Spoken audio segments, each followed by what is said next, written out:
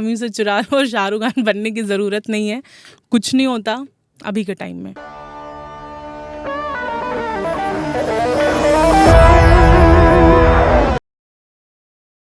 अतुल सुभाष के आखिरी शब्द थे जस्टिस इज ड्यू। अतुल की कहानी भारत में सभी लड़कों के राइट्स के ऊपर एक बहुत बड़ा सवाल है।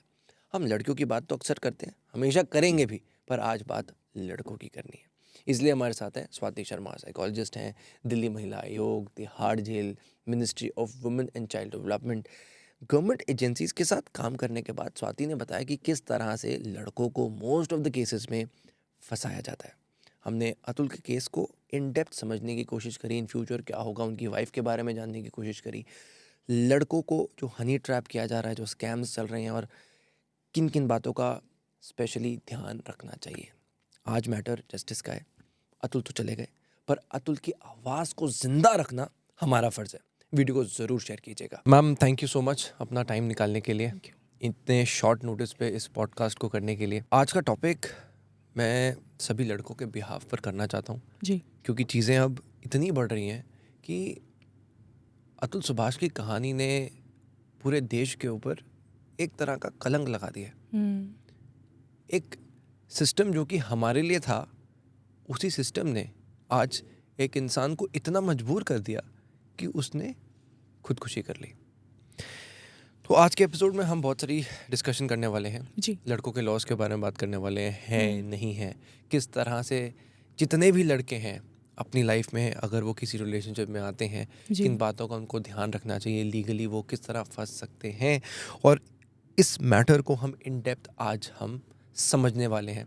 आप एक साइकोलॉजिस्ट भी हैं, गवर्नमेंट के साथ जी। भी काम करते हैं, तो आपका जो पीओवी है वो मुझे लगता है काफ़ी लोगों के लिए हेल्पफुल रहने वाला है। कॉन्टेक्स्ट को सेट करने के लिए मैं एक बार अतुल सुभाष की कहानी 1 मिनट के अंदर आपके सामने रखना चाहता हूँ, जी, जो ऑडियंस शायद अगर बाद में भी जो लोग देखेंगे उनको इसका मतलब समझ आएगा कि आज हम इस वीडियो को क्यों कर रहे हैं। जी, अतुल सुभाष और निकिता सिंघानिया 26 अप्रैल 2019 शादी करते हैं।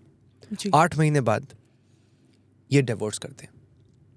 अब डिवोर्स की कहानी अतुल सुभाष के ऊपर बहुत भारी पड़ना शुरू हो जाती है।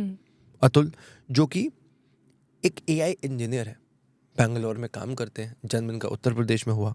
जी, 9 दिसंबर का वो दिन जब अतुल ने डिसाइड किया कि वो खुदकुशी कर लेंगे। इसमें गहरी बात ये थी कि जब पुलिस ने उनकी बॉडी देखी, उनके गले से एक बोर्ड लटका हुआ था जिसके ऊपर लिखा था जस्टिस इज ड्यू।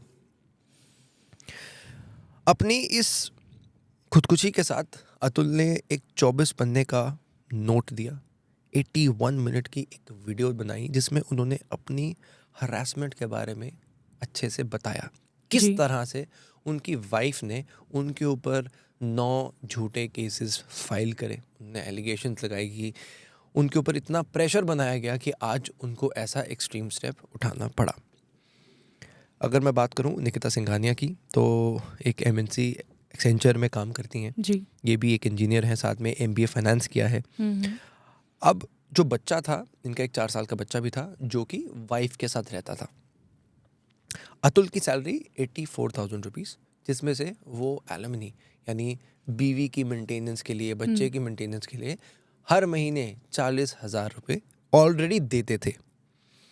अब वीडियो में अतुल बताते हैं कि बहुत सारी उन्होंने बातें शेयर करी कि बीवी ने उनसे 3 करोड़ रुपए मांगे केस को सेटल करने के लिए, 30 लाख रुपए अपने ही बच्चे को देखने के लिए मांगे गए। और इस पूरी कहानी में जो नैरेटिव मैम बना वो ये था कि अगर एक लड़की के ऊपर शायद अगर एक आंच भी आती है तो पूरा का पूरा सिस्टम खड़ा होता है, जो कि होना भी चाहिए। जी, बस दुख इस बात का है जब एक लड़के के ऊपर इतना कुछ चल रहा था, उसको किसी ने नहीं पूछा क्यों। जी। सो राघव, पहले ये समझना होगा कि लड़के के ऊपर मैं पहले ये लॉ वाला जवाब दूंगी कि क्यों नहीं सिस्टम आ रहा, क्यों नहीं पुलिस आ रही। सो फर्स्टली जब हम अपने सीआरपीसी, आईपीसीज या जो अभी आईपीसी को रिटेन करके बीएनएस आई है, भारतीय न्याय संहिता, उसमें कहीं भी महिला को एज अ क्रिमिनल बताया ही नहीं है। मतलब एक चाहे वो सेक्सुअल ऑफेंस हो या सेक्सुअल हैरेसमेंट हो या बहुत सिंपल सी गाली देना। एक लड़का अगर एक पुरुष एक महिला को गाली दे रहा है, उसके लिए भी सज़ा का प्रावधान है, बट अगर एक लड़की ऐसा कर रही है उसके लिए ये क्राइम में आता ही नहीं है।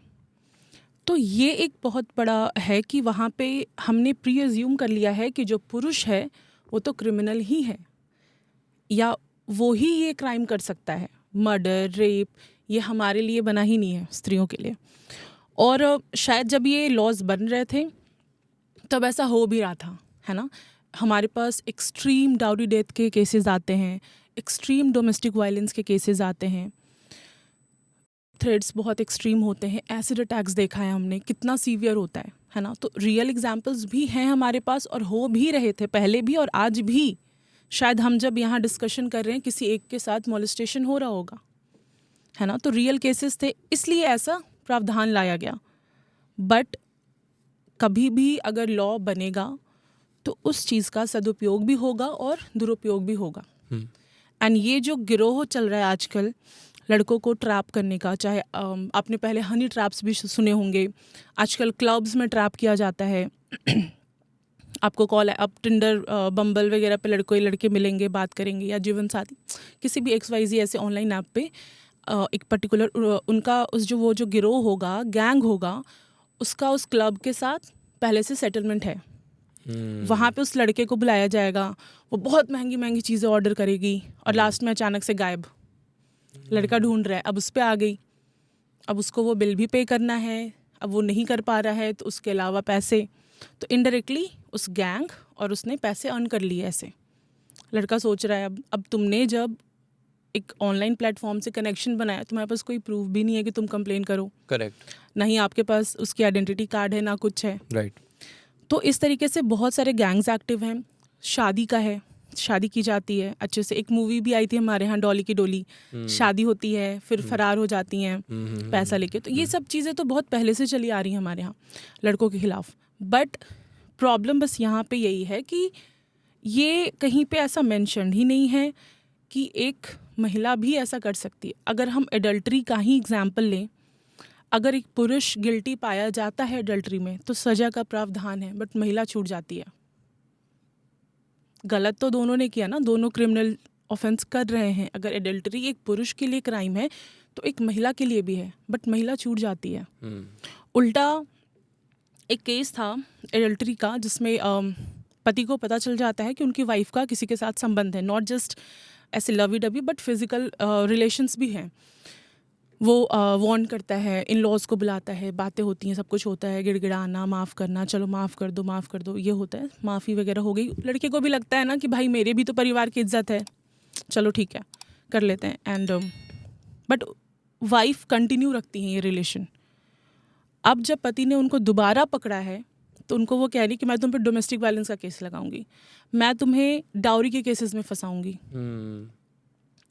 अब इस पूरे डोमेस्टिक वायलेंस एक्ट जो है, DV एक्ट, इसको समझना पड़ेगा अच्छे से, तब आपको समझ में आएगा कि कैसे ये जो क्वेश्चन मार्क एक उठ रहा है कि कैसे कोई प्रूव कर पाता है कि डोमेस्टिक वायलेंस हुआ है। तो डोमेस्टिक वायलेंस माने घरेलू हिंसा, और वो अलग अलग टाइप्स की है। वो इकोनॉमिकल है, फिजिकल है, सेक्सुअल है, वर्बल है। अब वर्बल अब्यूज़ का क्या प्रूफ है? चलो फिजिकल अब्यूज़ हुआ है या सेक्सुअल मारपीट हुई है या सेक्सुअली कुछ किया गया है तो उसका तो प्रूफ हो सकता है, बट इकोनॉमिक अब्यूज़ का आप कहाँ से प्रूफ लाओगे? आप वर्बल अब्यूज़ का कहाँ से प्रूफ लाओगे? ये प्रॉब्लम है कि इकोनॉमिक अब्यूज़ से मेरा ये मतलब है कि पति खर्चे नहीं उठा पा रहा है, या एक पीस ऑफ लैंड है, वाइफ चाहती है कि ये बेच दे या मेरे नाम पे ट्रांसफ़र हो, या कुछ भी ऐसे इकोनॉमिकल डिज़ायर है उनके, और अगर पति पूरा नहीं करता है तब भी वो डोमेस्टिक वायलेंस अंडर इकोनॉमिक्स वो फाइल कर सकती है उन पे, DV एक्ट के तहत केस। और हम अगर बात करें जो अतुल जी के केस में भी था 498, उसमें क्रुएलिटी अगेंस्ट वुमेन कहा गया है।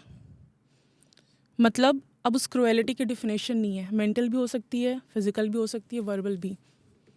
मुझे अगर मैंने फिजिकल अब्यूज़ का नहीं लगाया केस, वर्बल का लगा दिया, नहीं है प्रूफ मेरे पास, करते रहो, अब तुम्हारे लिए तो कोई लॉ ही नहीं है ऐसा लिखा हुआ कि हस्बैंड के साथ भी ऐसा हुआ या वाइफ ऐसा क्रुएलिटी करे अगेंस्ट हस्बैंड, वहाँ तो लिखा ही है कि क्रुएलिटी अगेंस्ट वुमेन, तो मैन की तो पॉसिबिलिटी ही ख़त्म हो गई। तो अब क्या क्या बनेगा केस? आप प्रूव करते रहो चक्कर।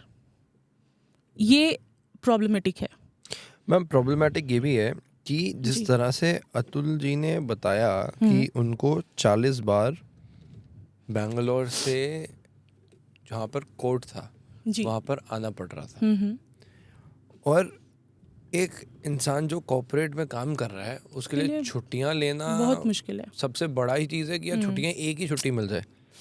40 बार आना, इतने ज़्यादा झूठे केसेस, अपने खुद के बच्चे को ना मिलने देना, एक तरह से हरासमेंट हो रहा था। आपने उनकी वो आखिरी वीडियो देखी? जी।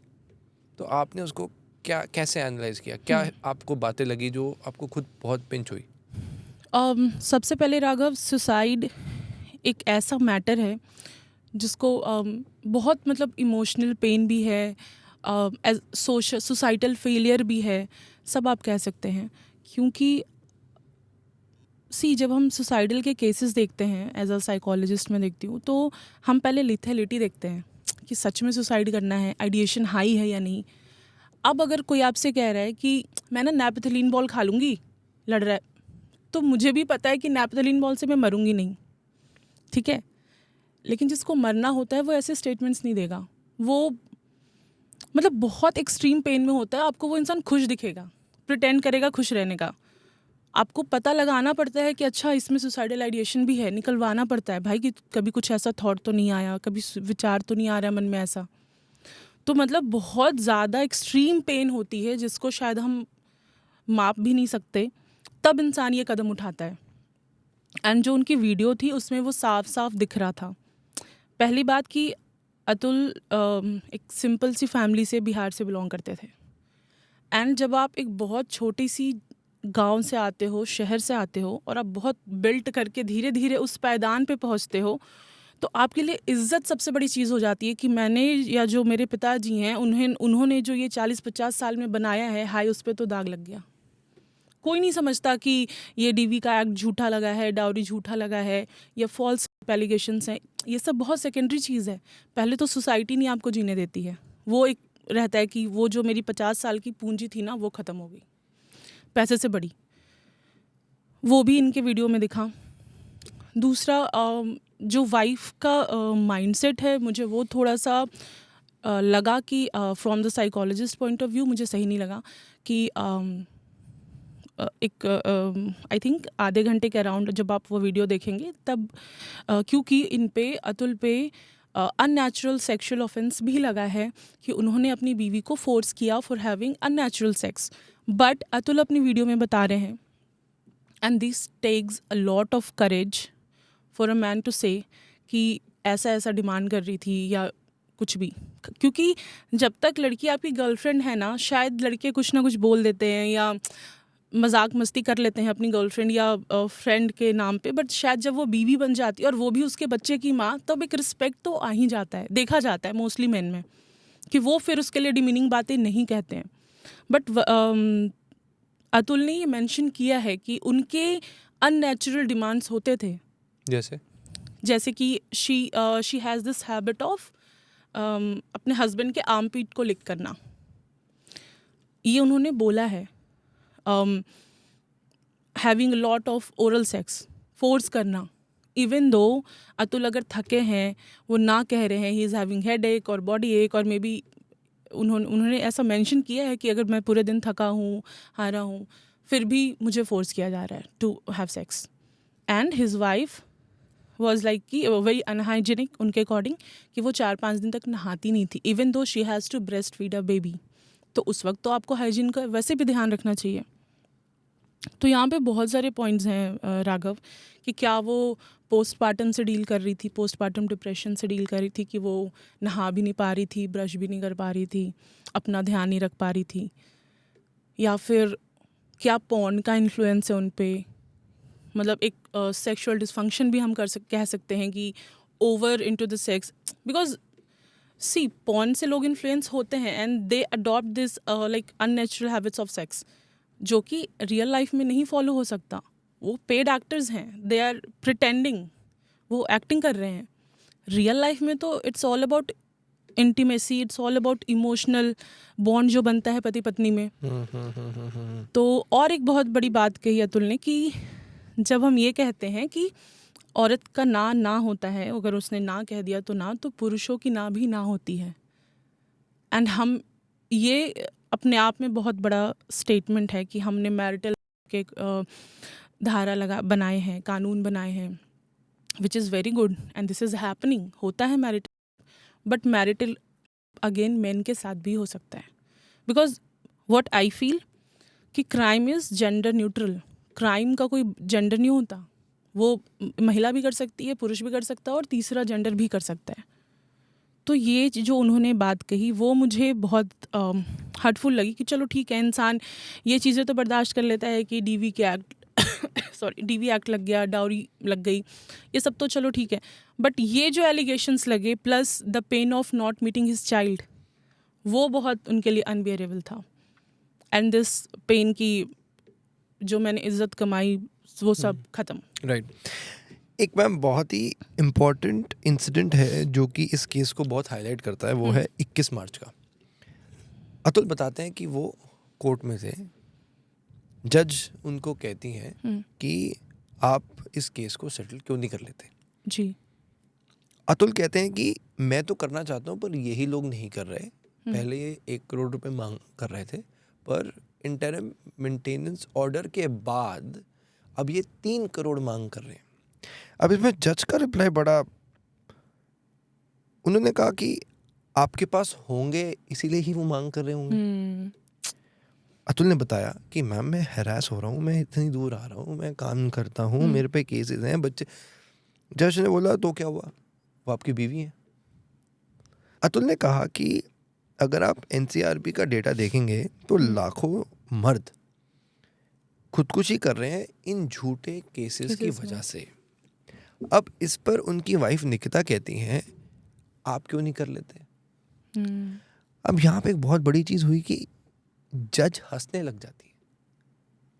एक किसी की खुदकुशी पर एक जज, माननीय जज ऐसा कर रहे हैं. तो उसके बाद अतुल ने एलिगेशन लगाई कि जज ने उनकी वाइफ को कहा कि आप बाहर जाइए, और जज ने अतुल से 5 लाख रुपए डिमांड किए. अब मैम मैं आपसे जानना चाहता हूँ कि यहाँ पर क्या ये हमारी जुडिशरी सिस्टम के ऊपर सवाल है, लॉ मिनिस्टर के ऊपर सवाल है, क्योंकि ये एलिगेशन तो पूरे सिस्टम की धज्जियाँ उड़ा रहे हैं. बिल्कुल राघव, ये कोई नई बात नहीं है. आप, मैं और भारत का हर एक इंसान, सिटीजन इस बात से अवेयर है कि करप्शन तो है, चाहे वो क्लरिकल पोजीशन पे हो या हायर अथॉरिटेरियन पोजीशंस पे हो, वो करप्शन तो है. And we as a citizen हम सोचते हैं कि जो काम 100 रुपये दे के अभी 5 मिनट निपट रहा है वो कर लो ना, ठीक है, ख़त्म करते हैं. तो शायद हमने ही ये आइडिया उनके अंदर डाल दिया कि हम तो निपटा लेंगे. एंड यहाँ पे इतना इस इंसिडेंट के अकॉर्डिंग तो इतना कितना इनसेंसिटिव माहौल रहा होगा उस कोर्ट रूम का कि आप किसी को सुसाइड करने पे हंस रहे हो, उकसा रहे हो. एंड ये माहौल, सो of course corruption, I think इस पे जांच होनी चाहिए. और ऑफ कोर्स ऐसा रहा होगा, मुझे लगता है, क्योंकि मैंने भी बहुत लेवल्स पे करप्शन देखा है. एंड आई एम श्योर आपने भी, चाहे वो आप छोटे से काम के लिए जाओ, एक फॉर्म के लिए जाओ, आपने कुछ ना कुछ लेवल पे ये ट्रैफिक करप्शन हम देखते हैं. मैम वो तो देखते हैं, पर मैंने ये नहीं सोचा था कि जुडिशरी सिस्टम में, मुझे ऐसा लगा था चलो जो बाहर वो जो गेट कीपर्स हैं या अंदर लॉयर्स छोटे मोटे कर लेते होंगे, बट एक जज भी करप्शन करता है, ये मुझे नहीं पता था. क्या कोई ऐसा आपके साथ केस हुआ है, आपने देखा हो जज को, कि आपने पर्सनली फील किया कि जजेस तो करते ही हैं करप्शन? हाँ, डिस्ट्रिक्ट कोर्ट का ही ये केस है, मेरे होम टाउन का है. एंड मेरे घर में ही कुछ ऐसा केस हुआ था कि लड़की वालों ने फॉल्स एलिगेशंस लगाए थे. उनके यहाँ का ट्रेंड था कि शादी के बाद लड़की को बुला लेना है एंड बहुत सारा पैसा वगैरह डिमांड करना है, या लड़की को मार देना है, या शायद वो गायब करते थे. क्या चलता था समझ नहीं आ रहा था, but it was kind of a gang कि शादी के बाद आपसे पैसे डिमांड करेंगे लड़की वाले. एंड ये सब जब पता चली तो शादी टूटी, सगाई भी नहीं हुई थी, कुछ हुआ भी नहीं था, ऐसा नहीं है कि मनी एक्सचेंज और समथिंग रिंग कुछ भी नहीं, शगन वगैरह कुछ भी नहीं हुआ था। With money I mean Shagun, not like dowry वाला। तो उस केस में हमारे यहाँ पे केस किया गया था, वो जो फैमिली मेम्बर थे, एंड ये केस सेटलमेंट के लिए ही जज ने बोला, एंड दे टुक ब्राइवरी, जज ने लिया था। कितना पैसा लिया? ये बहुत पहले का, I think I was very young, मैं बहुत छोटी थी उस टाइम पे, मुझे नहीं याद है, बट हाँ इतना समझ में आता है कि सेटलमेंट की बात हुई थी फ्रॉम द जज साइड। एंड ऐसा नहीं है कि जज आपसे खुद आके कहेंगे कि ले लो, दे दो मुझे, ये कर लेते हैं। वो पूरा ऐसे हायरार्की बना हुआ है, राघव इतना सा इसका पोर्शन है, इसमें इतना सा इसका पहुंचेगा, थोड़ा सा यूडीसी लेगा, थोड़ा सा स्टेनो लेगा, पर्सनल असिस्टेंट लेगा, फिर सबका हिस्सा बंधा हुआ है। Okay, right. मैम एक इस केस से रिलेटेड, क्योंकि ये टॉपिक है कि शादी के बाद अगर डिवोर्स होता है, सेपरेशन के वक्त एलिमनी दी जाती है, यानी पति अपनी पत्नी को या जो पैसा मेंटेनेंस के लिए कहिए वो एक हस्बैंड अपनी वाइफ को देता है जी। तो यहाँ पर क्योंकि उस जजमेंट के बाद अतुल के केस के बाद सुप्रीम कोर्ट के भी कुछ जजमेंट सामने आई और किसी डिवोर्स केसेस के ऊपर, जिसमें उन्होंने काफ़ी सारे फैक्टर्स लिस्ट किए जो कि काफ़ी कंसर्निंग है। जैसे अगर मैं कुछ लिस्ट करूं तो सुप्रीम कोर्ट कहते हैं कि अगर डिवोर्स हो रहा है तो हस्बैंड का स्टेटस देखा जाएगा, एसेट्स देखे जाएंगे, सोर्स ऑफ इनकम देखी जाएगी। इन लॉज में, राइट, इन लॉज में जो लड़की है उसका लिविंग स्टैंडर्ड देखा जाएगा। उसके अलावा जो लड़का है यानी जो हस्बैंड है वो किस कैपेसिटी में अपनी वाइफ को मेंटेनेंस दे सकता है। अब यहाँ पर एक बहुत बड़ा पॉइंट था जो कि मुझे तो काफ़ी शॉकिंग फील हुआ कि माननीय जज का ये जजमेंट था कि अगर एक हस्बैंड बैंकरप्ट भी है यानी उसके पास पैसा नहीं है तो आप उसको एक एक्सक्यूज की तरह यूज नहीं कर सकते, आपको बीवी और बच्चे के लिए पैसा देना ही पड़ेगा। तो मैं ये चाहता हूँ कि ये आपसे जानना चाहता हूँ कि क्या है और इसके पीछे की लीगैलिटी क्या है, इससे कैसे कोई भी अगर है तो कैसे बच सकता है, कोई इन फ्यूचर ना आए तो उसके माइंड में क्या चीज़ें हों। हाँ, सो राघव ये जो 8 पॉइंटर्स आए हैं, 8 और 10 आई गेस, ये भी स्ट्रिक्टली इम्प्लीमेंट करने को नहीं कहा। मतलब इट्स नॉट लाइक कि हाँ इन पैरामीटर्स को फॉलो करना ही है। इट्स लाइक कि हाँ ये पैरामीटर्स हो सकते हैं, कुड बी, ऐसा है। एंड ये जो मेंटेनेंस एंड सब कुछ की जो प्रथा शुरू हुई थी या ये जो सेक्शन लाया गया था, आई थिंक इसका बेसिस ये रहा होगा कि इन जेन्युइन केसेस जहाँ पे डिवोर्स हो रहा है या डोमेस्टिक वायलेंस का जो भी है, सेपरेशन फॉर एनी रीज़न जो जब हो रहा है, तो लड़की के साथ क्या होता है ना कि आपको मायके वाले भी नहीं रखेंगे जेन्युइन केसेस में, एंड आपको ससुराल वाले भी छूट रहे हैं। अब आप कहाँ जाओगे, एंड पढ़ी लिखी भी नहीं है, जॉब नहीं कर सकती। इन दैट केस मेंटेनेंस देना था, विच वॉज जस्टिफाइड, सही लग रहा था ये कि ठीक है होगा। बट अब क्या है ना, इसको एज अ टूल यूज़ किया जा रहा है। ठीक है, अब कोई डिफिनेशन ही नहीं है कि कितना देना है। एंड बीइंग अ फीमेल, ये हमारी भी तो रिस्पॉन्सिबिलिटी है ना। जब हम मर्दों से, पुरुषों से रिस्पॉन्सिबिलिटी की उम्मीद करते हैं तो हमारी भी तो है ना कि if I am able to earn my bread या I am able to like मैं अपने बच्चे को नर्चर करने में हूँ एबल, तो फिर क्यों लेना। अगर बच्चे की बात आती है तो ऐसा हम कर सकते हैं कि चलो फिर थोड़ा तुम देख लो, थोड़ा मैं देख लूँ, स्कूल एक्सपेंसेस, एजुकेशन, शेल्टर जो भी उसका पड़ेगा। बट एक female who is already earning 18 lakhs per annum in this case, उसको क्या ज़रूरत पड़ेगी अपने नर्चर की। आप नहीं कर सकते हो अपना भरण पोषण, चलो बच्चा दोनों का है तो वो समझ में आता है कि थोड़ा थोड़ा 50-50 पेरेंट्स ने कर लिया। But what is the point कि आप अपने लिए मांग रहे हो। तो ये मैरिज ना एक कॉन्ट्रैक्ट की तरह हो गया आजकल, खेल है, मतलब बिजनेस है। आप ये, I think business is the best word to define, to earn money. It's kind of extortion जो अतुल के केस में या बहुत सारे फेक केसेस में होता है। ये तो एक्सटॉर्शन ही है ना एक तरह का, कि आप फेक केसेस लगाओ, पैसे कमाने का एक अच्छा ज़रिया बन गया है, जिसके लिए गैंग्स भी एक्टिव हैं, शादी का खेल रचते हैं, एंड थोड़े दिन के बाद डीवी वगैरह लगा के, मतलब एक लड़की, सिर्फ एक लड़की 10-10 लोगों पे at the same time different states में केस कर रही होती है। ऐसे भी केसेस होते हैं। तो जस्ट बिकॉज कि वहाँ पे डिफाइन नहीं है कि कौन कितना मेंटेनेंस देगा, कितना एक मिनिमम अमाउंट होना चाहिए, या क्यों ना हम फीमेल का भी बैकग्राउंड देखें कि भाई अगर तुम कैपेबल हो then why you are demanding, what is the need, है ना, और हम जेन्युइन केसेस में ही दें। तो yes, this is the problematic thing. क्योंकि मैम अगर मैं अतुल का पढ़ रहा हूँ तो अतुल का जो एक व्यक्तिगत रहना है उससे पता लगता है कि वो एक अच्छे व्यक्ति होंगे। मैं कैसे ज्यूम कर रहा हूँ, पुलिस ने बताया कि जब वो उनको पता चला, एक दिन पहले ही उन्होंने मेल करना शुरू कर दिया।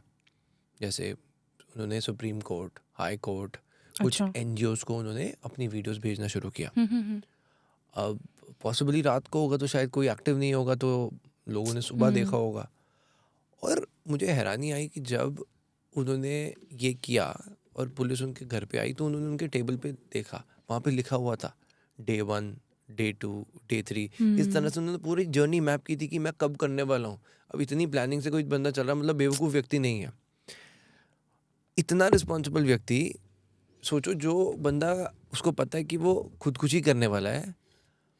पुलिस ने बताया कि उन्होंने अपनी कंपनी में जिसमें वो काम करते थे वहाँ पे लैपटॉप वापस करके आए हैं वो। अच्छा, मतलब ऑनेस्टी भी देखो। ऑनेस्टी देखो, अपने फ़ोन से अपना फिंगरप्रिंट और फेस रिकग्निशन हटाया ताकि मेरा फ़ोन बाद में कोई और यूज़ कर सके। मतलब आप ये अनुमान लगाइए कि एक व्यक्ति जो इतना कंसर्न है कंपनी के लिए कि यार लैपटॉप, आप अपनी लाइफ छोड़ने वाले हो, आप सोच रहे हो कंपनी के दूसरे के बारे लैपटॉप का नुकसान ना हो जाए, मैं लैपटॉप। तो ये चीज़ें तो दिखाता है कि एक जो ऑनेस्टी है अतुल की, वो बहुत ज़्यादा है। अब मैं कुछ चीज़ें शेयर करता हूँ जिससे कि इस केस पे हम और डिस्कशन कर सकें। जी। ये मैम कुछ रिपोर्ट्स ऐसी बताती हैं कि अतुल ने जाते वक्त 12 विशेज़ मांगी।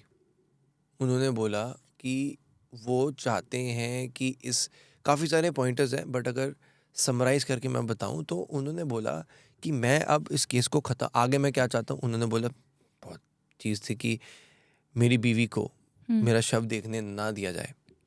अपनी फैमिली के लिए उन्होंने ऐसे इंस्ट्रक्शंस दिए कि अगर आप किसी से मिलने जा रहे हो कैमरे के बिना मत जाना, आपको वो किसी ना किसी एलिगेशन, झूठी एलिगेशन में फंसा देंगे, पब्लिकली जाना। एक और बात उन्होंने कही कि यूपी में केस मत लड़ो, इस केस को बेंगलुरु में ट्रांसफ़र करो। ये भी बहुत एक स्टेट का एक बहुत बड़ा सवाल उठता है कि यार आप उत्तर प्रदेश की सरकार स्टेट के पे, पूरे लॉ पे इन्होंने सवाल बोला उठा कि दिया। नहीं वहाँ पे मत करो। जज पे तो एलिगेशंस लगे ही लगे।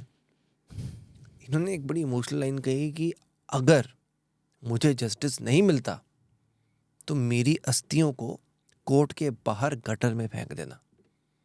बहुत इमोशनल बात है। अब मैं आपसे इन शॉर्ट ये जानना चाहता हूँ कि अतुल ने अपनी आखिरी मांगे तो कर ली और रिसेंटली पता चला कि जो लड़की है, लड़की तो दिल्ली में रहती है, दिल्ली में ही काम करती थी। हाँ। पता चलता है कि उनकी फैमिली अपने घर से भाग रही थी। तो अब इस केस में आगे क्या होने वाला है? आई थिंक अभी तो अबेटमेंट ऑफ का केस लगेगा एंड लग चुका है वो तो। हाँ, एंड राघव, ये थोड़ा सा एक इशू है कि आप अगर एक लड़के को डिफेमेशन केस चलाना है तो उसको प्रूव करना पड़ेगा कि ये जो केसेस चल रहे हैं उस पर डीवी एंड व्हाटएवर वो फॉल्स हैं, तभी वो कर सकता है। जो हमारे क्रिकेटर हैं सामी, उनका केस देखिए, उन पे डोमेस्टिक वायलेंस का मोहम्मद केस शामी। लगा, मोहम्मद शामी, क्या हुआ? प्रूव हो गया रॉन्ग। अगर ये चीज़ होता कि अगर ये केस फॉल्स नहीं होता तो शामी शायद आज जेल में होते या वो भर रहे होते पेनल्टी। लेकिन जब रॉन्ग प्रूव हो गए, क्या हुआ? वो तो बाहर ही है ना, वाइफ घूम रही है, कुछ नहीं हुआ। तो यही है कि आप डिफेमेशन का ये केस लगा के भी क्या बिगाड़ लोगे ज़्यादा से ज़्यादा, वो चीज़ है कि कोई एज सच। तो अभी आपके हिसाब से बस अबेटमेंट ऑफ जो सुसाइड का उनके ऊपर केस लगा है, अब बस उनसे पूछताछ होगी और आगे केस की बस प्रोसीडिंग्स चलती रहेंगी। प्रोसीडिंग्स चलेंगी। तो जस्टिस हाँ। जैसे कोलकाता में नहीं मिला, वैसे यहाँ पे भी उम्मीद है कि जस्टिस कह सकते हैं। मैम एक सवाल ना लड़कों के मन में आता है। अभी एक रिसेंटली केस हुआ था, हम दिल्ली के द्वारका में एक लड़की रहती थी, पायलट है और हाँ इवन उनके ऊपर मैंने वीडियो भी बनाई थी कि उसमें हुआ ये कि वो लड़की ने सुसाइड कर ली। और हालांकि वही बाद में कुछ मिस्टीरियस चीज़ थी कि हो सकता है कि वो मर्डर हो ऐसा, बट सुसाइड ही था जो दिख रहा था। हालांकि जैसे ये हुआ तुरंत लड़के को अरेस्ट कर लिया गया। मैम यहाँ पर एक लड़के ने चीख चीख के बोल दिया कि भाई उसने ऐसा किया है। सोचो कोई मरने से पहले झूठ थोड़ी बोलेगा। तो अभी तक लड़की को अरेस्ट क्यों नहीं किया गया? क्योंकि महिला तो क्रिमिनल है ही नहीं ना। देखो ये जो चीज़ें हैं राघव कि मेरी अस्थियों को गटर में डाल देना, ये करना वो करना, ये इमोशन है जो आप और हम एज ए ह्यूमन समझ सकते हैं या सोशल मीडिया पे या अपने घरों में हम समझ सकते हैं। But the time we enter a police station या we enter a court room, वहाँ पे इन बातों का मतलब नहीं होता। इमोशंस बाहर चले जाते हैं। वहाँ पे बात एविडेंसेस जो हैं उस पे और जो एलिगेशंस हैं उस पे, इन्हीं दो के बेसिस पे होंगी। अब वहाँ तो कोर्ट रूम के अंदर अकॉर्डिंग टू जितने भी आईपीसीज या जो बीएनएस हैं, लड़की को तो क्राइम बताया ही नहीं जा रहा है ना कि लड़की भी ऐसा कर सकती है। चाहे वो रेप हो, डाउरी हो, कुछ भी हो, वहाँ पे तो शुरू से हमने प्रीअज्यूम किया हुआ है ना कि व्हेन अ मेल, लिखते हैं हम वहाँ पे ऐसा, is doing this, when a male does this, तो फीमेल का तो जिक्र नहीं है ना। तो वहाँ पे तो इन्वेस्टिगेशन का मैटर हो गया। बट यहाँ पे तो ऐसा कह दिया गया कि अच्छा किया है तो अरेस्ट कर लिया जाता है फटाफट, मतलब कस्टडियल में रखा जाता है एंड देन फिर आगे प्रोसीडिंग्स होती हैं। आप में है बहुत तो आप प्रूव करिए कि आप गलत हैं, सही हैं, सॉरी लड़की गलत है, ऐसा प्रूव करो तभी हो पाएगा। मैम इसका सोल्यूशन क्या है? अब जितने भी आज लड़के ये पॉडकास्ट देख रहे हैं या कोई भी एज ए ह्यूमन, हम यही चाहते हैं इस पॉडकास्ट में, मैं यही चाहता हूँ कि एक तो हम किसी भी तरह से अतुल जी के केस के लिए कहीं ना कहीं से कुछ योगदान कर सकें। एटलीस्ट हम सवाल उठा सकें, आवाज़ उठा सकें, और साथ में ही कोई भी लड़का इन फ्यूचर ऐसी प्रॉब्लम में ना फंसे, उनके लिए क्या आप कहना चाहेंगे? जैसे अगर मैं एक लड़के की बात करूं, मान लो आज किसी को डेट कर रहा है, आज की डेट में, आज हमारे समाज में एक चीज़ है जिसको हम इग्नोर नहीं कर सकते कि लड़के, दिल्ली जैसी जगहों में वन नाइट स्टैंड्स बहुत कॉमन हो चुका है। और अगर मैं बात करूं शादी की, तो शादी में इस तरह से एलिमनी के नाम से लड़के की ही वेल्थ को चुरा लेना, जो जेन्युइन है, मैं उसके लिए बिल्कुल मना नहीं कर रहा, क्योंकि लड़कियों को भी ज़रूरत है, जैसे आपने बताया, जो लड़कियां नहीं कमाती, अगर उसको ज़रूरत है तब, राइट। तो अगर वो चीज़ है तो डेफिनेटली उसके ऊपर बात होनी चाहिए, पर किसी के साथ गलत ना हो। मुझे नहीं लगता मैम कोई भी व्यक्ति, एक नॉर्मल इंसान चाहेगा कि यार एक व्यक्ति किसी भी तरीके का हो, चाहे उसकी बीवी बुरी भी हो, कि यार वो मर जाए, कीड़े पड़े। हर इंसान के, मुझे लगता है पर्सनली, इतना दिल जरूर होगा कि हाँ यार उसको महीने का 20-25 हज़ार दे दो, क्योंकि उसके लिए बहुत क्रूशल है। मुझे लगता है इतना, बट उसको मैनिपुलेट करके 25,000 नॉर्मल है, बट कोई बोले जी 10 लाख रुपए चाहिए महीने की एलिमनी। तो मैम ऐसी चीज़ों से बचने के लिए हर इंसान को क्या चीज़ें माइंड में रखनी है? क्योंकि हमने गवर्नमेंट के साथ काम किया है, and you know that in depth. ठीक है। सो फर्स्टली राघव कि लॉ में तो आप ऑलरेडी क्रिमिनल डिफाइन कर दिए जा चुके हो, तो आपके लिए कोई सेवियर है नहीं अनटिल आपका लॉयर बहुत स्ट्रांग हो, आपने थोड़े एविडेंसेस रखे हो, चैट्स। ऐसा तो नहीं है ना कि लड़ाई ऐसे रातों रात हुई और चीज़ें हो गई वर्बली, कुछ तो मैसेज पे भी डिस्प्यूट्स हुए होंगे, कुछ तो फोटोज़ वीडियोस, कुछ एविडेंस होगा, कलेक्ट करो, रखो, डिलीट मत करो।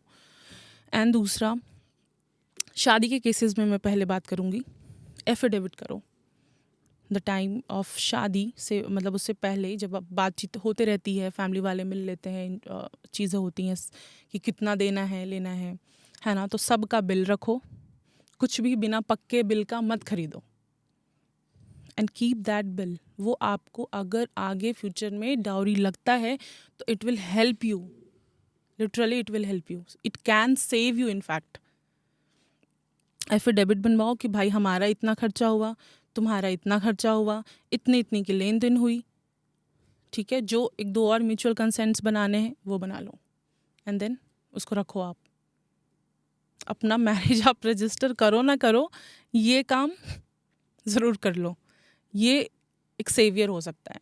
अब जब बात हम करेंगे वन नाइट स्टैंड्स की, कुछ नहीं हो सकता।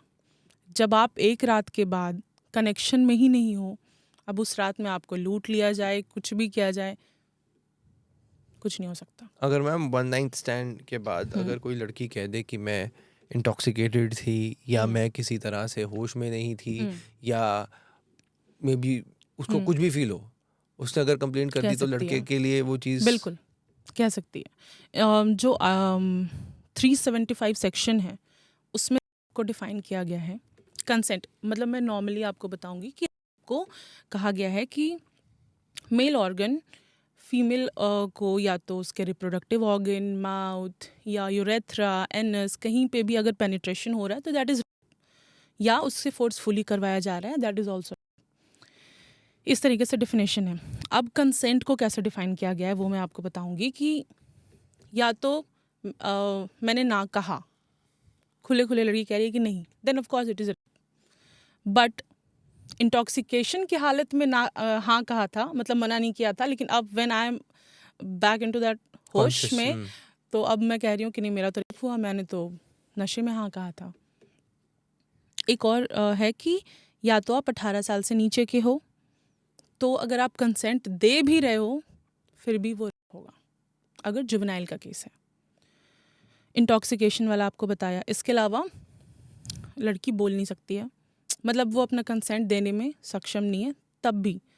बट ये भी है कि आज कंसेंट था, कल को मुझे लग रहा है नहीं था, मुझे तो इसने प्रमोशन के झांसे में मेरे साथ फिजिकल रिलेशन बनाया, तब भी उसको कंसिडर किया जाएगा। आपका मॉरल कहाँ गया बीइंग अ फीमेल कि मैं एक प्रमोशन के लिए सो जाऊँ उसके साथ, मैं इस पर्टिकुलर काम के लिए सो जाऊँ उसके साथ। मॉडलिंग कॉन्ट्रैक्ट्स में ऐसा होता है। तो आप अपना मोरालिटी ख़त्म करके कर रहे हो, बाद में प्रमोशन नहीं मिला या कुछ भी मिला, ऐसा हो गया रीज़न, वहाँ पे में वो कन्वर्ट हो जाएगा, चाहे वो कंसेंट से ही हुआ होगा। तो लड़की के ऊपर है कि वो कब अपने हाँ को ना कर दे। एंड लड़कियों की नाम, पिंक मूवी देखिए ना, no means no, and this was mentioned by Atul की हमारी ना भी ना ही होती है, विच लिटरली मेक सेंस। एंड सोचने वाली बात है कि सबकी ना मतलब ना ही होती है। तो ये डेफिनेशन है। तो आई थिंक आपको आंसर मिल गया होगा कि राइट। तो इन शॉर्ट आप ये बताना चाहें कि जो भी किसी भी रिलेशन में है, अगर शादी करें तो एफिडेविट ज़रूर करिए कि हम प्लीज़ आपने प्लीज़ इतना प्लीज़, खर्चा हाँ किया है, ताकि इन हाँ फ्यूचर कोई भी कुछ क्लेम करे कि भाई मैं इतना हाँ, ऑलरेडी इन्वेस्ट कर चुका हूँ। बिल्कुल बिल्कुल। और उससे पहले अगर आप एक गर्लफ्रेंड बॉयफ्रेंड एक रिलेशनशिप में है तो आप उस चीज़ की बाउंड्रीज तय करके रखिए कि आप कौन सी लिमिट्स क्रॉस कर रहे हैं। बिल्कुल अगर कल को लड़की क्लेम कर दे कि उसने मेरे साथ कुछ किया है और मेरी रेडी नहीं थी, तो लड़के के लिए वो चीज़ बैकफायर करेगी। तो हमें प्रूफ ज़रूर रखने हैं कि अब चैट्स हैं कि जिसमें अगर कुछ नहीं भी हुआ तब भी तो कर सकती है ना। हाँ ठीक है, मैं ठीक है, इट्स लाइक दैट कि हमारे बीच में कुछ हुआ नहीं है, हम 10 दिन पहले मिले और मे बी लॉन्ग डिस्टेंस था, बट अब हम मिले एक दिन के लिए एंड मेरा मन कर रहा है चलो अब ठीक है फंसाया जाए इसको, मेरे कुछ डिमांड्स थे पूरे नहीं हुए, मुझे आईफोन दिला दो, मुझे ये दिला दो, वो दिला दो। ये लिटरली हो रहा है। पता नहीं क्या एक आग लगी है कि गुच्ची का बैग होना चाहिए, ये होना चाहिए। खुद हम खरीदने लायक नहीं बनेंगे तो हम बॉयफ्रेंड पे डिपेंडेंट हो कि तुम खरीद के ला के दो। तो मैम अगर कोई ऐसा फंस जाए, अगर मान लो फॉर एग्जांपल कि कोई ऐसे में फंसी गया, क्योंकि आजकल बहुत हो रहा है, हनी ट्रैप किया जा रहा है, हाँ ये एप्स के थ्रू मिलते हैं, लड़के को फंसा लिया जाता है कि भाई कि अब तो तुझे मुझे दिलाना पड़ेगा बिल्कुल वरना बिल्कुल वो लड़की हाँ अपने कपड़े फाड़ देगी और कुछ इस तरह से उसको फंसाने की कोशिश करेगी, बिल्कुल वीडियो कॉल कर देगी, एकदम से लड़की नेकेड हो जाएगी और अब बोलेगी तू मुझे दे वरना। अच्छा, टॉर्चर। लड़कियां बड़ी तेज हैं, वो क्या करती हैं कि इंस्टाग्राम से कनेक्ट कर लेती हैं और उनकी फैमिली मेंबर्स को भी टैप कर लेती कॉन्टैक्ट हैं कि तेरी एक्सेस, ये हाँ। वीडियो मैं तेरी माँ को भेज दूंगी। तो लड़का फंस जाता है। तो कोई इसमें अगर फंसी जाए, स्पेशली कोई लड़का इसमें फंस जाए किसी भी ट्रैप पे, तो वो उस वक्त उसको क्या करना चाहिए? ठीक है, फर्स्टली जो रिलेशनशिप में हैं या लिव इन में रहना चाहते हैं उनके लिए भी सेम है भाई, आप अपने नियरेस्ट एसडीएम ऑफिस जाओ या डीएम जो भी मजिस्ट्रेट का वहाँ पे, क्योंकि हमारे कंट्री में इलीगल नहीं है लिव इन, तो आप अपना एफिडेविट वहाँ भी सबमिट कर सकते हो कि हम लोग एडल्ट्स हैं और हम अपनी मर्ज़ी से दोनों लिव इन में रहना चाहते हैं, हम रह रहे हैं। ये हो गया एक तो सेवियर, जिसमें रहेगा कि सेवियर तो नहीं है बट हाँ ठीक है हेल्प कर सकता है, मतलब डूबते को तिनके का सहारा की तरह काम कर सकता है। दूसरा अगेन कोई पॉइंट तो है नहीं बचने का, तो यहाँ पे खुद से ही आप अब खुद को सेव कर सकते हो कि थोड़ा प्रैक्टिकल हो जाओ रिलेशनशिप्स में, क्योंकि बचने का कोई उपाय नहीं है।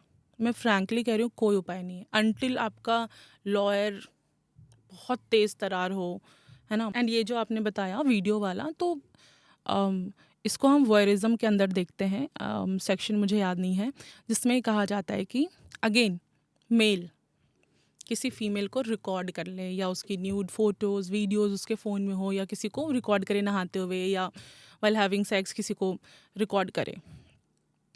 बट क्या लड़कियों के साथ नहीं हो रहा? अभी जो आपने व्हाट्सएप वाली कहानी बताई, लड़के ही तो ट्रैप हो रहे हैं ना उसमें, that to old age people, और जो टीनेज में है, बिल्कुल 60 साल के अंकल्स को ट्रैप किया जा रहा है कि उनसे चैट्स होती हैं बिल्कुल कि मेरे घर में दिक्कत है, ऐसे है वैसे है, मुझे पैसे चाहिए, व्हाट्सएप पे ऐड हो गया, एंड सडनली वीडियो कॉल जब ऑन होता है तो सामने से बंदा ऐसे होता है। मैम क्या पैसे जो डिमांड करते हैं दे देने चाहिए? नहीं, बिल्कुल नहीं। वहाँ पे डरना नहीं है, पुलिस के पास जाओ, सारे प्रूफ्स रखो। पहली बात, जो चैट्स हुई हैं, जो भी फोटोज़ वीडियोज़, कुछ डिलीट मत करो please, and trust upon the, क्या ही है, ठीक है पुलिस भी हमारे बीच से गई है, बायस है, तो थोड़ा बहुत तो सुनाएगी, हम अनडाउटेडली लड़के वो सोचते हैं बोलेंगे। ना, एक्चुअली लड़कों का अंदर से वो सोचते हैं कि इमेज के बारे में सोचते हैं हाँ, कि यार घर पे मम्मी को क्या बताऊं, ये कर रहा था रात को लाइटें बंद करके, पापा को क्या बताऊं, इतने पैसे खर्चते हैं। या एक लड़का सोचता है कि यार यही इसी के लिए तो मैं अपनी कमाई कर रहा हूँ कि माँ बाप को प्राउड फील कराऊं। हर लड़का चाहता है,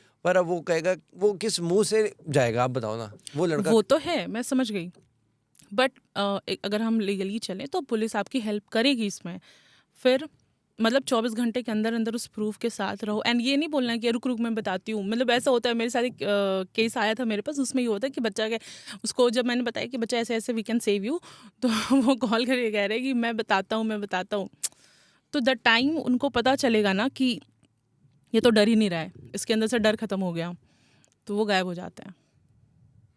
बट आप लीगली सारे प्रूफ्स रखो, पुलिस के पास जाओ, कंप्लेन करो, साइबर क्राइम के अंडर कंप्लेन होता है, वो करो, कोई दिक्कत नहीं। एंड सेकेंडरी हम ये आते हैं कि माँ बाप, तो हमारे माँ बाप का भी एज था, उन्होंने भी प्यूबर्टी फेस किया है, उनके भी हार्मोन्स थे, तो पहले उनको भी समझना चाहिए कि हमारा भी एज था, हमारे को इतना एक्सेस नहीं मिला, शायद इसलिए हमारे साथ नहीं हुआ, बट हम भी तो अट्रैक्ट हो रहे थे ना अपने क्लास की लड़कियों के साथ, कॉलेज की लड़कियों के साथ, या कहीं ना कहीं मम्मी पापा तो भी तो अट्रैक्ट हुए ही होंगे। तो वो फेज समझना है बच्चे का, जिसको हम सेक्स एजुकेशन बोलते हैं, कि भाई प्यूबर्टी को समझो, हार्मोन्स को समझो, why your body is getting attracted towards, किसी के भी क्यों अट्रैक्शन हो रहा है। तो ये माँ बाप को थोड़ा सा समझना होगा, यहाँ पे सेंसिटाइज करना होगा खुद को, कि हम उस वक्त भले आप एक थप्पड़ मार लो, बट बच्चे को इमोशनल सपोर्ट करो कि ठीक है तो मेरे पास आ गया, अब कहीं नहीं जाएगा, अब सब ठीक होगा। बट ये हो नहीं पाता है। तो मैम आज हमने डिस्कस किया अतुल जी के केस के बारे में। एक हियरिंग के बारे में मैं डिस्कस करना चाहता हूँ, फिर हम इस वीडियो को कंक्लूड करें। कि जैसे एक 10 अप्रैल का केस हुआ जब वो कोर्ट के बाहर थे, और अतुल बताते हैं कि वो जब जा रहे थे तो उनकी वाइफ की जो मदर है, निशा सिंघानिया की माँ, वो कहती कि तू अभी तक तूने सुसाइड नहीं करी। अतुल को बोला, तो उन्होंने बोला मुझे लगा तू कर लेगा, उस दिन जज को तू बोल रहा था, जो पहले जो कोर्ट के अंदर जो हुआ था। तो अतुल ने बोला कि थोड़ा सार्केज़म में कि आप लोग पार्टी कैसे करोगे अगर मैं चला गया। फिर निशा ने बोला कोई बात नहीं, तुम्हारे बाप को पे करवाने को फोर्स कर देंगे, तुम्हारे बाप को पे करवाएंगे, और वैसे भी जब तो हस्बैंड चला जाता है, माँ बाप भी तुम्हारे बूढ़े हैं, जाने वाले हैं, बीवी के नाम हो जाता है। तो मैम अकॉर्डिंग टू लॉ यही है कि अगर एक पति का जो मतलब अगर मैं इस चीज़ को क्लोज करना चाहूँ, समझना चाहूँ कि अगर एक बीवी लीगली क्या है, अगर कोई मेरी वाइफ बन जाती है तो आधी मेरी प्रॉपर्टी उसके नाम हो जाएगी। वो तो होगी, लेकिन यहाँ तो डिवोर्स भी हो गया ना। हाँ, चल तो रहा है डिवोर्स। अब आप पति जिंदा था तो आप डिवोर्स ले रहे हो, और अब आप आ जाओगे उसकी प्रॉपर्टी लेने उसके मरने के बाद, तो ये तो पॉसिबल नहीं है। एंड ऑफ कोर्स मुझे लगता है कि उनके लॉयर्स तो बिल्कुल इसमें हेल्प करेंगे ही उनकी। तो ऐसा नहीं होना चाहिए, होता भी नहीं है, एंड आई थिंक ऐसा होगा भी नहीं इनके केस में। बट शादी के बाद लीगली आधी प्रॉपर्टी बीवी की हो जाती है। हाँ, वो आई थिंक 50% पे I am not sure, but हाँ बीवी का पूरा हक है उसमें। इनफैक्ट गर्लफ्रेंड्स का भी है। गर्लफ्रेंड्स का भी है? गर्लफ्रेंड्स का? हाँ लीगली? हाँ, आई थिंक एक 10 ईयर दिया गया है कि अगर इतने साल से ज़्यादा आप साथ रहे हो तो वो भी क्लेम कर सकती है। ये नहीं पता था मुझे। पता होनी भी नहीं चाहिए किसी को मुझे अभी यही लग रहा है ना पता हो तो बेटर है। Okay, right. और अच्छा, अगर अगर जैसे एक तो डिवोर्स पे उन लड़की जा रही है तो वो एलिमनी क्लेम कर सकती है। इसके अलावा जैसे इसमें जो हमने कोर्ट के बाहर जो निशा की माँ ने जिस तरह से अतुल को बोला कि तुम्हारे बाप को करवाएंगे पे, तो ऐसा भी होता है जैसे अतुल चले गए तो उनके माँ बाप को भी हरासमेंट फेस करनी पड़ेगी? अगर ये रियल केस होता तो ओके, माँ बाप रियल केस वायलेंस होता अगर तो हो क्या रही होता? है हाँ, तो वो तो फिर पूरा इन लॉज अंदर जाते हैं ना। अच्छा, पूरा सास भी इन-लॉज गए, ही। ससुर भी गए, आपका भाई है वो भी चला गया जेल, मतलब सब पे केसेस लगते हैं और कहीं ना कहीं सब इन्वॉल्व भी होते हैं। डाउरी देखो ना, सबसे ज़्यादा तो सास को ही प्रॉब्लम होती है, क्या लेके आई है, होती है ना। तो अगर रियल केसेस हैं तो सब इन्वॉल्व हैं तो सब पे मुकदमा चलेगा, बट इनके केस में तो लग नहीं रहा ऐसा होना चाहिए, क्योंकि केस आई थिंक होगा धीरे धीरे फेक प्रूफ, टाइम लगेगा बट होगा, तो आई गेस फिर चीज़ें ठीक हो। आपको अभी पूरे सिनेरियो के हिसाब से पड़ला किसका भारी है, अतुल का या निकिता का?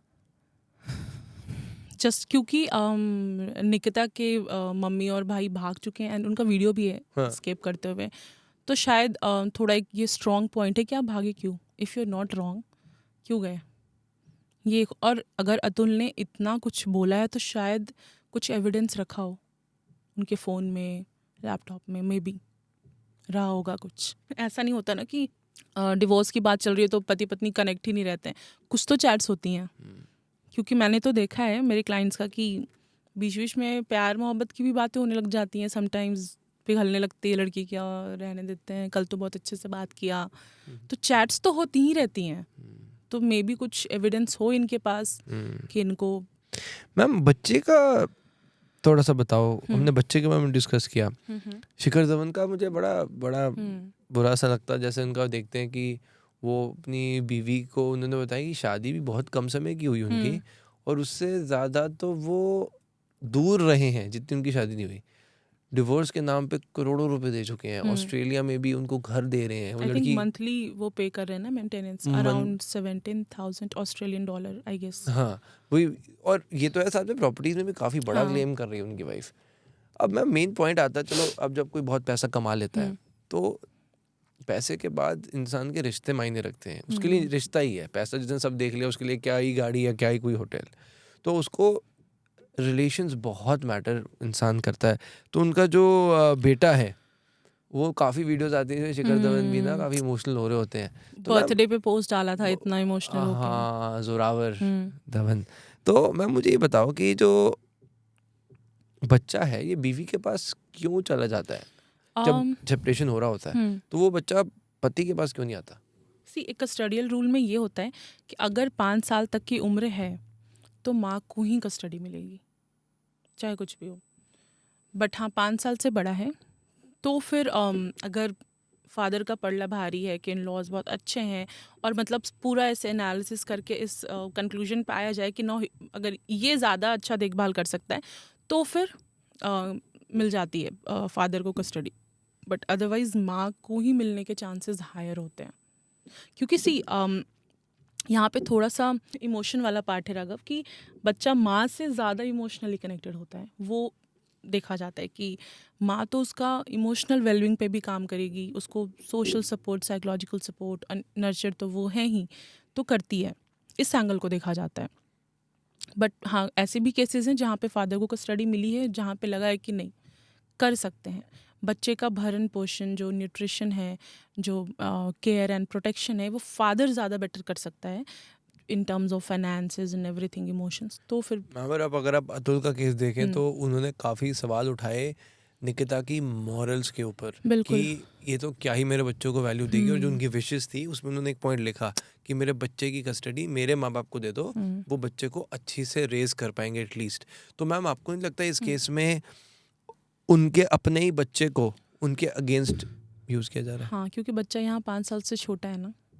एंड एज आई टोल्ड कि जब आप कोर्ट रूम में जाते हो तो फिर वो लॉज एंड जो रूल्स एंड रेगुलेशंस हैं उसकी ही बात होती है, ये सब तो सेकेंडरी क्या मायने नहीं रखता।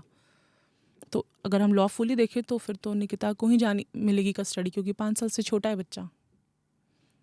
तो उनकी कुछ लाइन्स थी कि अब मुझे लगता है कि मुझे खुदकुशी कर लेनी चाहिए क्योंकि मेरा पैसा मेरे ही अगेंस्ट जा रहा है, क्योंकि मेरा दुश्मन मजबूत बनता जा रहा है। आपको मैं एक बताती हूँ कि मिलाप के बारे में तो सुना होगा ना आपने, जो फंड क्राउड रेजिंग, फंडिंग है। हाँ, वहाँ पे you will get this case कि शिव कुमार हैं, ही इज़ पैरालाइज्ड, अभी 45-46 साल के होंगे वो, एंड ही वॉज वो न्यूज़पेपर वेंडर। कितना कमाता होगा वो बेचारा, और वो भी जब एक शाम वो सुबह जब वो बेच के आ रहे थे तो बस से टक्कर हुई और ही गॉट पैरालाइज्ड, एक्सीडेंट हुआ। अब वो चल फिर नहीं सकते हैं, लेकिन फिर भी उनको एलिमनी पे करना है अपनी वाइफ को, जिसने उन पे वायलेंस और सब केस लगाया है। एंड सबसे सरप्राइजिंग चीज़ क्या है इस केस में कि उनके फादर की डेथ हो चुकी है, जो लड़का है, जो हस्बैंड है, जो शिव कुमार हैं, उनके फादर की डेथ हुई है, लेकिन फिर भी वाइफ ने उनका भी नाम दे दिया था कि मेरी सास, मेरे ससुर, मेरी नंद सब मिलके मुझको डोमेस्टिक वायलेंस करते हैं। मतलब लिटरली शिव कुमार को डेथ सर्टिफिकेट देना पड़ा कि भाई वो तो है ही नहीं। एंड वो इंसान क्राउड फंडिंग करके एलिमनी भर रहा है 5 लाख, जो सेटलमेंट अमाउंट है। आप सोशल कॉज के लिए क्राउड फंडिंग करते हैं, एनजीओज, या किसी गरीब का घर बनवा दिया या किसी का इलाज करने के लिए, यहाँ पे एलिमनी पे करने के लिए क्राउड फंडिंग हो रहा है। सोचो, इवन इस केस में भी अतुल ने वीडियो में भी बताया कि निकिता ने इल्ज़ाम लगाया कि अतुल ने निकिता के पिता का मर्डर किया है। हाँ, कैसे? निकिता कहती है कि उन्होंने हमसे शादी के वक्त डाउरी मांगी और मेरे पिता को हार्ट अटैक आ गया, और उसके फिर अतुल ने बताया कि आप एक बार ना ये स्टडी, उनके रिपोर्ट्स पढ़ लेना, कितने साल से वो एम्स जा रहे थे, वो एक हार्ट के ऑलरेडी पेशेंट थे, और शादी ही इसलिए हुई थी जल्दी जल्दी की। ऑलरेडी हार्ट के पेशेंट थे, ऑलरेडी वो डॉक्टर के पास जा रहे थे, और अब सारा इल्ज़ाम मेरे पे फाड़ दिया कि मैंने ये करा, और वो कहती है कि मैंने डोमेस्टिक वायलेंस किया है। तो वही मेरा शरीर देखो, मैं अगर मारूंगा दिखेगा तो सही, कहीं कहाँ है, दिखाओ। बहुत सारे सवाल है मैम। फिर एक बात बताओ, रिलेशंस टिकेंगे कैसे समाज में? जैसे पहले होता था कि मतलब 7 जन्मों का रिश्ता, मतलब बड़ा खूब, प्रैक्टिकली कितना सच है मुझे नहीं पता, पर कितना खूबसूरत कॉन्सेप्ट है। आई थिंक सबसे बड़ा जो रोल है वो फैमिलीज़ का है इसमें, हमारे माँ बाप, हमारी सोसाइटी, कि हम या तो बच्चों को उनकी मर्ज़ी से शादी करने दें कि भाई तुम अपना करो, खुद को देखो। तो आप जब चूज़ करोगे तो वो रिस्क भी कम होगा, थोड़ा तो कम हो जाता है। अनटिल हम बिल्कुल ऐसे आंख बंद करके हैं और बिल्कुल प्यार में अंधे हो गए हैं कि बिल्कुल उसकी गलती चीज़ें दिख ही नहीं रही हैं, उसके डिमांड्स को हम ऐसे क्यूट चीज़ें बता रहे हैं। आजकल जो पुकी का कॉन्सेप्ट आया है कि अच्छा ये भी ला के दे रहा है, वो भी ला के दे रहा है, माय हस्बैंड इज़ अ पुकी। क्यों? आप ठीक है, गिफ्ट्स एक्सचेंज होते हैं आउट ऑफ लव, रिलेशन है, चलता है, बट वो तो एक लिमिट में होना चाहिए ना। ऐसा थोड़ी है कि मैं अपना किडनी निकाल के दे दूंगी, हाँ लो अब तो खुश हो जाओ। And if I am demanding तो ये भी गलत है। तो जब जेन्युइन लव मैरिजेस होंगे या जेन्युइन अपनी पसंद से शादी होगी तो शायद ये रिस्क कम हो। सेकेंडरी कि ये कहने का कारण ये है कि जो डिवोर्सेस हो रहे हैं इंडिया में, उसका प्राइम कारण ही इन लॉज हैं, दोनों साइड। इधर या तो लड़की के घर वाले पीछे पड़े हुए हैं, मदर को इंटरफेयर करना है, ब्रदर को इंटरफेयर करना है, सब उसको गाइड ही करने में लगे हैं कि how to act in with in laws, ससुराल में कैसे करना है। या तो इधर से सास बन के बैठी है कि मुझे जो ट्रॉमा मिला है अपनी सास से, that I will pass on, वो मैं बंद नहीं होने दूंगी वो परंपरा। या तो वो ऐसे बन के बैठी है। तो सेपरेशंस हो रहे हैं। एंड मुझे लगता है कि एज आई सेड अर्लियर कि मैरिज तो अब एक बिजनेस बन गया है, तो बेटर है बहुत वाइजली अपना पार्टनर चुनो and be very practical in a relationship. ऐसे हमको हमी से चुरा लो और शाहरुख खान बनने की ज़रूरत नहीं है, कुछ नहीं होता अभी के टाइम में जब इतने फ्रॉड्स हो रहे हैं। बहुत प्रैक्टिकल रहो, घूमो फिरो, मतलब शादी से पहले कुंडली मिले ना मिले अपने फाइनेंसेस डिस्कस करो कि कैसे हम कैपेबल हैं नहीं हैं, कब बच्चा होना चाहिए, क्या क्या हेल्थ इंश्योरेंस होने चाहिए, है ना, हम कैसे फाइनेंसेस मैनेज करेंगे। बेटर है कि इन चीज़ों का मिलान कर लो शादी से पहले, डिस्कशन कर लो, ताकि बाद में जाके किचकिच ना हो। एंड थोड़ा ये जो लोग हैं ना ऐसे औरतें जो 4 More शॉर्ट्स जैसी वेब सीरीज़ हैं, स्वरा भास्कर की एक मूवी आई थी, करीना वगैरह सब थी उसमें, वीरे दी वेडिंग आई गेस, हाँ वीरे दी वेडिंग थी, जिसमें Kareena played the role of Kalindi, I think Veere Di wedding. तो उसमें कुछ मास्टरबेशन का सीन था स्वरा भास्कर का, जिसके बाद उन्होंने एक मुहिम शुरू की कि #orgasm मैटर्स। यहाँ पे सर्वाइवल इशू है, फीमेल फोइटिसाइड हो रहा है, डाउरी के लिए जलाया जाता है, मारा जाता है, वायलेंस होते हैं, जेन्युइन केसेस की मैं बात करी, and you are talking about orgasm. Ma'am Swara Bhaskar से तो यही उम्मीद है मुझे। तो ऐसे लोगों से लड़कियां दूर रहें, अपने आप को समझें, खुद इनिशिएटिव लो, लॉज में रिफॉर्म्स लाने से पहले खुद के अंदर लाओ। मेट्रो सीट्स की बात करें, लड़के भी 9 to 7 करके आ रहे होते हैं, फीमेल कोच की बात नहीं कर रही मैं, जनरल जो एक सीट रिजर्व है, अगर मेरे में कैपेबिलिटी है कि मैं यहाँ से वहाँ तक खड़ी जा सकती हूँ तो लेट हिम सीट ना यार। ऐसे लड़कियाँ लड़ जाती हैं, चढ़ जाती हैं, वीडियो बनने लग जाते हैं, भाई उठो, कैसे बैठ गया, क्यों बैठ गया, अनटिल मैं बहुत परेशान हूँ, मुझे मेरी तबीयत ठीक नहीं है, प्रेग्नेंट लेडी है, कुछ ऐसा है तो लिहाजा तो होना चाहिए, ये थोड़ी कि लड़ने ही पड़ हाँ, दोगे। तुम अगर कैपेबल हो तो don't go for that, right. है ना। जैसे बस वाली बात होती है कि फ्री टिकट है तो ठीक है, अगर मुझे लगता है कि आई कैन अफोर्ड दैट 30 रुपए का टिकट तो मैं पे करके जाऊंगी, लेकिन ये मेरे अंदर से आना चाहिए, मेरे माँ बाप के या हर माँ बाप के अंदर से आना चाहिए कि दहेज दूंगी भी नहीं और लूंगी भी नहीं। क्योंकि ये एक चीज़ तो हम बिल्कुल नेग्लेक्ट करते हैं कि दहेज लेना और देना दोनों पाप है।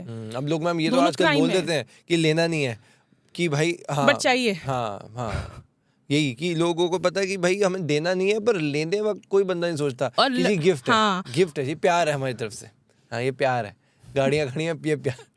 बट मैम आज हमने काफ़ी चीज़ें डिस्कस करी, और आई वांट कि जैसे आपने बातें करी, हर लड़की और हर फैमिली के पास इस टॉपिक के ऊपर ये बिल्कुल। थॉट्स होनी ज़रूरी हैं। I would request everybody video को शेयर करें अपनी फैमिलीज़ के साथ, और इस मुहिम को हम आगे लेकर जाएं, ताकि इस Definitely. उम्मीद में, जिस उम्मीद में अतुल सुभाष आज इस दुनिया में नहीं है, उस मुहिम को हम आगे लेकर जा सकें। Thank you ma'am, thank you so much for your time. Thank you.